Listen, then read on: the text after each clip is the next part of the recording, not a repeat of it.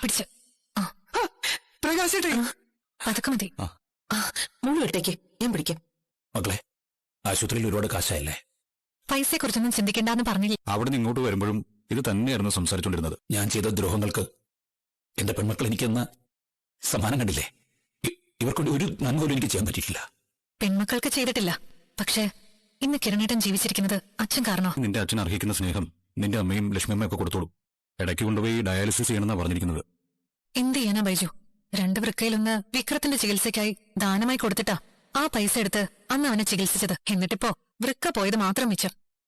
ഇനിയിപ്പൊ ഇങ്ങളൊക്കെ സ്നേഹിക്കുന്നോണ്ടേ വിക്രം പുറത്തിറങ്ങി കഴിഞ്ഞാലേ വല്ല കത്തിയോ കൊടോളോ ആയിട്ടേ വരാൻ പോണെന്ന് പ്രകാശന്റെ അടുത്തേക്ക് വയ്ക്കൂ. മോനെ സ്നേഹിച്ച അച്ഛൻ മിക്കവാറും മോന്റെ കൈകൊണ്ട് തന്നെ അയക്കും. വാക്യം പറയുന്നില്ല. പ്രകാശേട്ടൻ ജീവൻ കളഞ്ഞു ഞങ്ങളുടെ മക്കളെയും മരുമക്കളെയും ഒക്കെ സംരക്ഷിക്കുമെന്ന്. എന്താ ദൈവം? ഞാനല്ലേ നിങ്ങളോട് മാപ്പ് വയ്ക്കേണ്ടത്? ഞാനല്ലേ നിങ്ങളോട് ക്രൂരത കാണിച്ചുകൊണ്ടിരുന്നത്?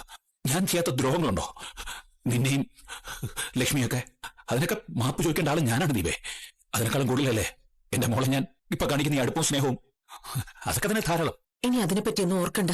ഓണത്തിന് മക്കൾക്കൊപ്പം ഒരു നേരത്തെ സദ്യ കഴിക്കണമെന്ന് പറഞ്ഞപ്പോ പോലും തള്ളിക്കളഞ്ഞതിന്റെ വേദന എനിക്കൊരുപാടുണ്ട്.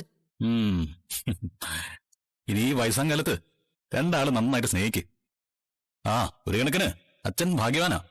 ഇരുവശത്തും സ്നേഹിക്കാനായി ഇനി 2 ഭാര്യമാരില്ലേ? അതെ അതെ, ബന്ധം പിരിഞ്ഞ 2 ഭാര്യമാര്. ബന്ധത്തിലും താലിയിലൊന്നും ഒരു കാര്യമില്ല മക്കളെ.